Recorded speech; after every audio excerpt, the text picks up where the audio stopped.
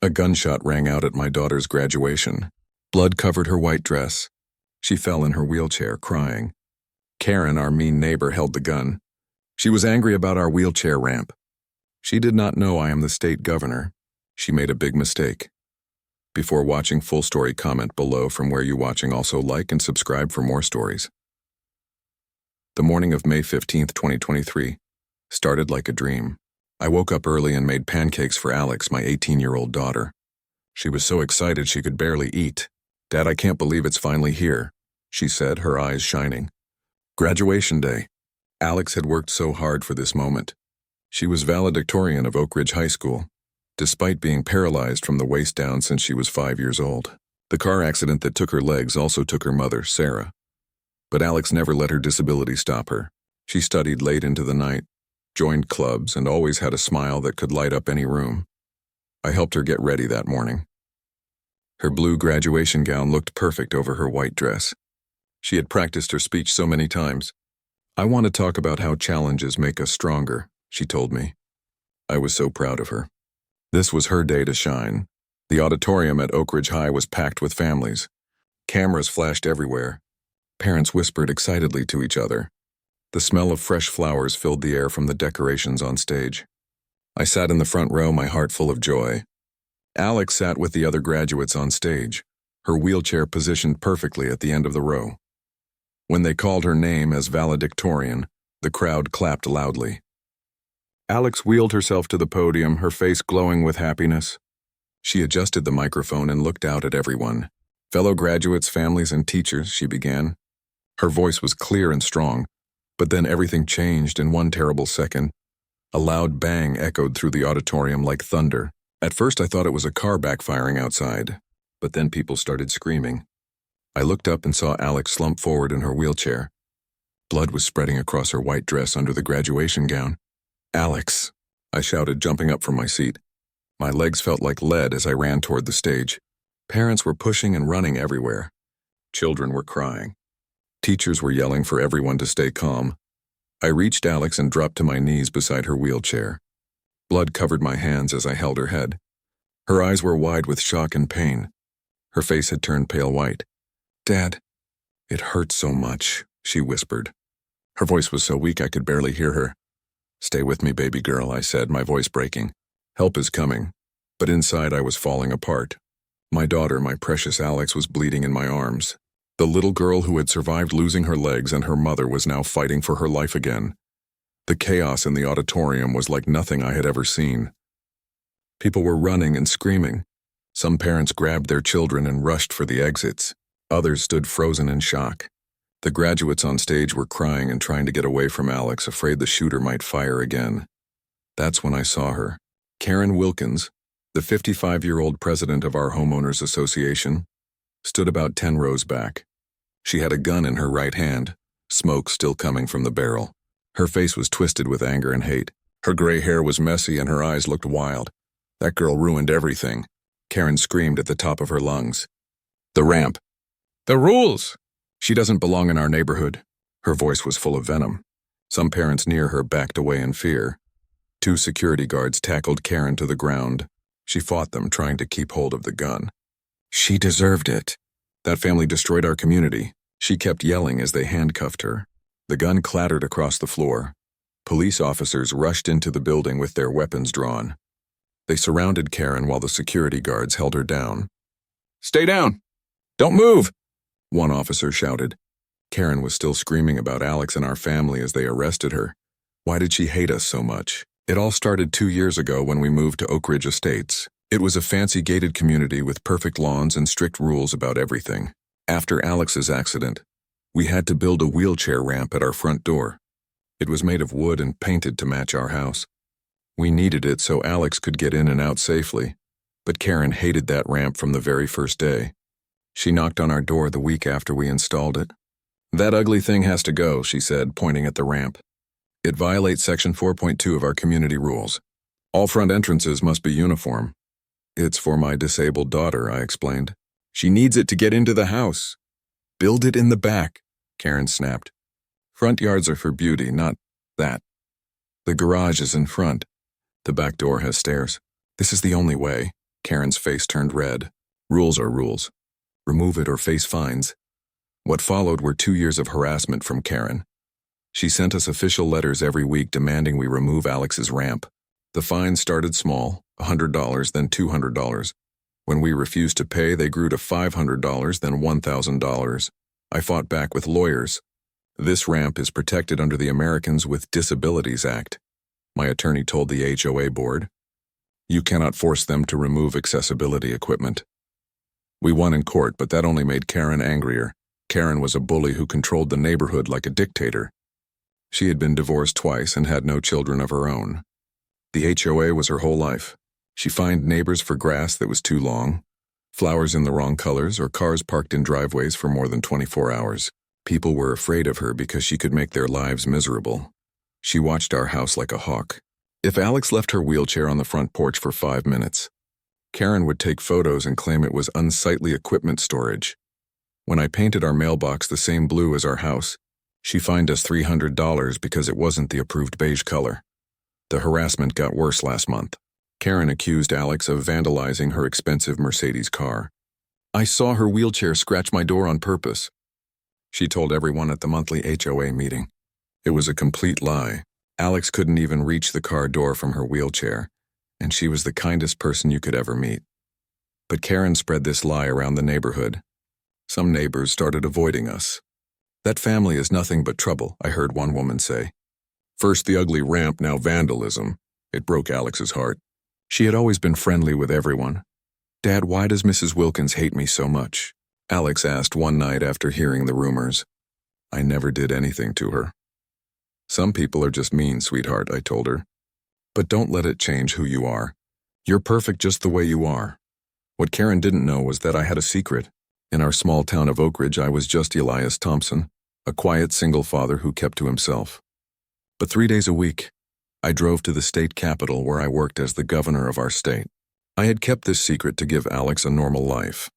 No one in town knew about my political power. The ambulance ride to the hospital was the longest 10 minutes of my life. Alex drifted in and out of consciousness. Dad, am I going to die? She whispered, her hand gripping mine weakly. No, baby. You're strong. You're going to be fine, I said, but my voice was shaking. The paramedic was working hard to stop the bleeding. I could see worry in his eyes, which scared me even more. At Memorial Hospital, doctors rushed Alex into emergency surgery. The bullet hit her shoulder and shattered part of the bone, Dr. Martinez explained quickly. We need to operate now to remove the fragments and repair the damage. I sat in the waiting room for 4 hours. My hands were still covered in Alex's blood. Other parents from the graduation had come to the hospital. Some brought flowers and cards. We're praying for Alex, one mother said with tears in her eyes. The memories came flooding back as I waited. Alex as a baby, taking her first steps before the accident. The terrible night 13 years ago when a drunk driver hit our car. Sarah died instantly. I had broken ribs and a shattered leg. But Alex, she lost the use of her legs forever. She was only 5 years old. Daddy, why can't I feel my feet?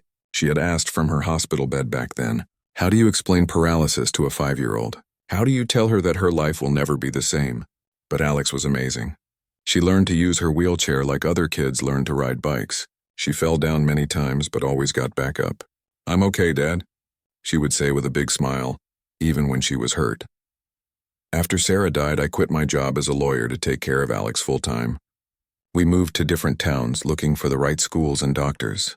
Eventually, I got involved in local politics, fighting for disability rights. I worked my way up, city council, state legislature, and finally governor. But I always kept my family life separate from my political life. Dr. Martinez came out after surgery looking tired but hopeful. She's stable, he said. The bullet missed the major arteries, but there was significant bone damage. She'll need physical therapy, and there might be permanent weakness in that arm. I nodded, feeling relieved but still worried. Can I see her? She's in recovery now. Give us another hour. When I finally saw Alex, my heart broke all over again.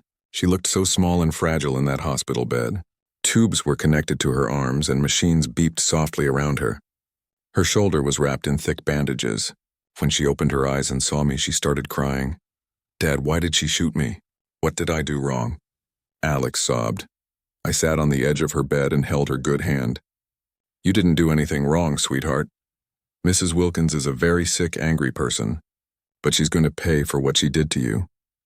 That night, after Alex fell asleep from the pain medication, I made a phone call that would change everything.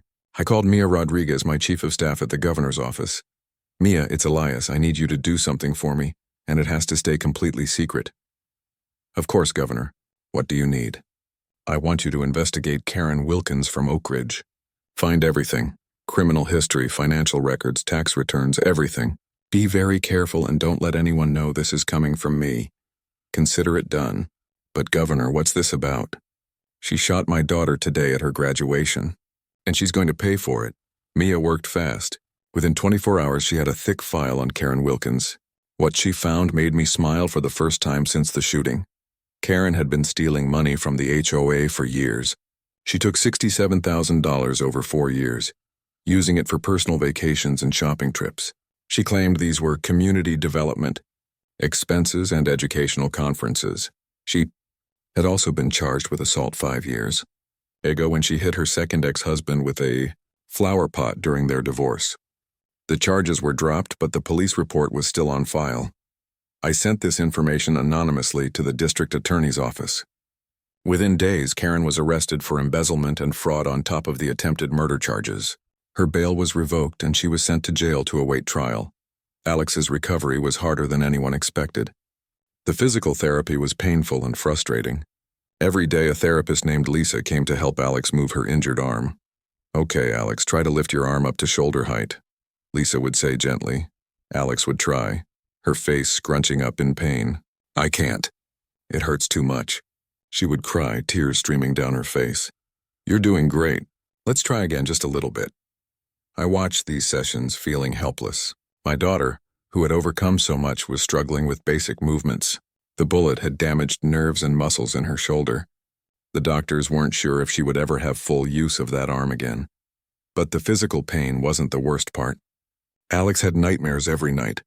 She would wake up screaming, "The gun! She's pointing it at me!" I would rush to her bedside and hold her until she stopped shaking. "It's over, baby. You're safe now," I would whisper. But I could see the fear in her eyes. Karen had stolen more than just blood that day. She had taken away Alex's sense of safety and joy. Alex's friends from school came to visit. Jenny, her best friend, brought homework and gossip. Everyone is talking about what happened, Jenny said. Some kids are scared to go back to school, but most people are angry at that crazy woman. I was supposed to give my speech, Alex said sadly. I worked so hard on it.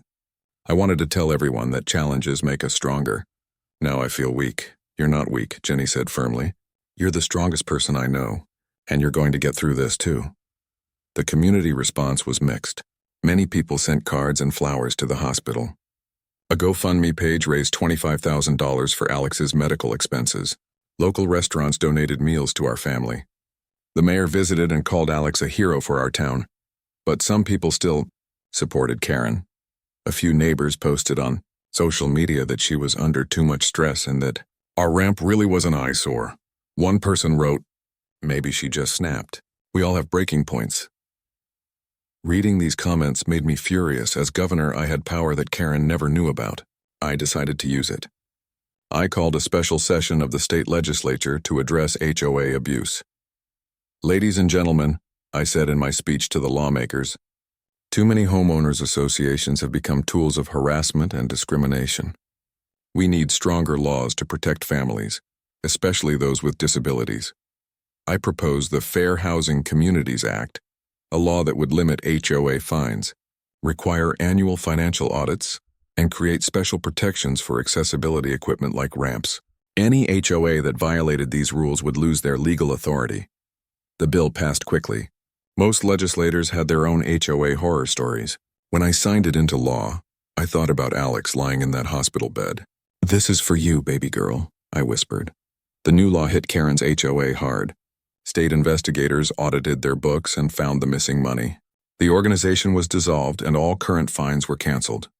Karen's house was put up for sale to pay back what she stole. Karen's trial for attempted murder began 3 months after the shooting. The courthouse was packed with reporters and curious locals. I sat in the back wearing sunglasses and a baseball cap. trying not to be recognized. The prosecutor, David Chen, laid out the case clearly. Ladies and gentlemen of the jury, this was not an accident. Karen Wilkins deliberately brought a loaded gun to a graduation ceremony and shot an innocent disabled girl because she hated her family's wheelchair ramp. Evidence was overwhelming. Security cameras showed Karen pointing the gun directly at Alex. Witnesses testified that she shouted threats before and after the shooting. Text messages on her phone said things like, "That family will pay," and "I'll show them who runs this neighborhood." Karen's defense lawyer tried to claim temporary insanity. My client was under enormous stress from ongoing neighborhood disputes. She snapped and made a terrible mistake. But when Karen testified in her own defense, she showed no remorse. "That ramp violated our community standards," she said coldly. "Property values were dropping because of their disregard for the rules." "So you shot a disabled teenager because of a ramp?"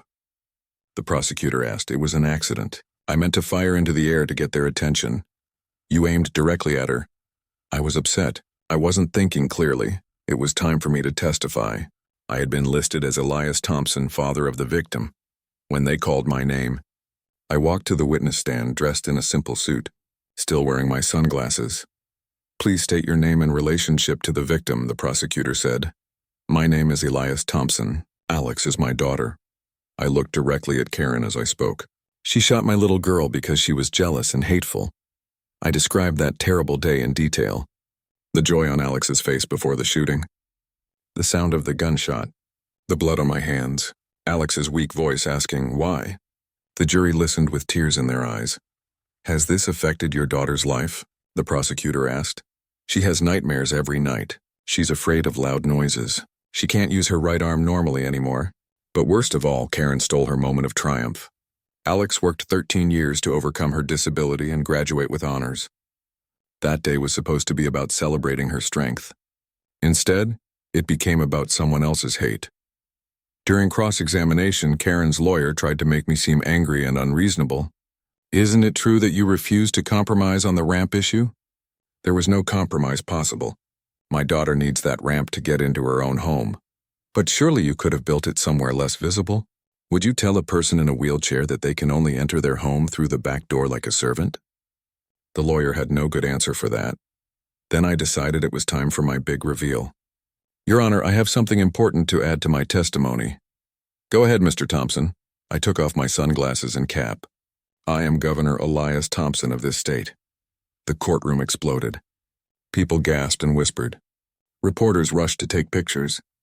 Karen's face went completely white. "That's impossible," she shouted. "You're just a nobody from our neighborhood." My security detail, who had been waiting outside, came into the courtroom to confirm my identity. The judge banged his gavel for order.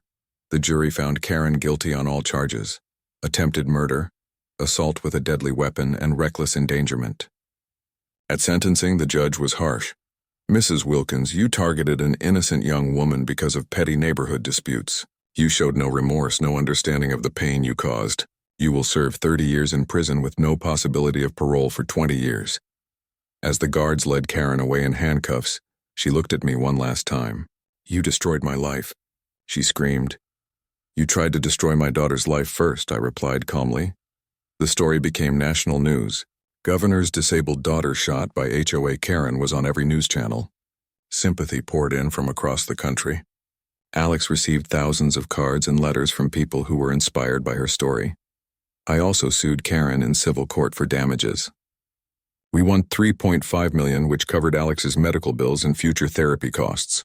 I donated the rest to organizations that help disabled children and families dealing with HOA abuse. Alex's recovery took over a year. Her shoulder healed, but she never regained full strength in that arm. She had to learn new ways of transferring from her wheelchair to beds and cars. Some days were harder than others. "I feel broken, Dad," she said one evening after a particularly difficult therapy session. "You're not broken, sweetheart. You're healing. There's a difference. Will I ever feel normal again? Your normal might be different now, but you're still you. You're still the smartest, kindest, bravest person I know." Alex started college the next fall, studying psychology. "I want to help other people who have been through trauma," she said. She joined support groups for shooting survivors and spoke at conferences about disability rights. 3 years later, Alex graduated college with honors again. This time her graduation went perfectly. She wheeled across the stage to receive her diploma, and the whole audience stood up and cheered. I cried tears of joy watching her smile. After college, Alex got a job as a counselor helping other trauma survivors. She met a wonderful young man named David, who loved her exactly as she was.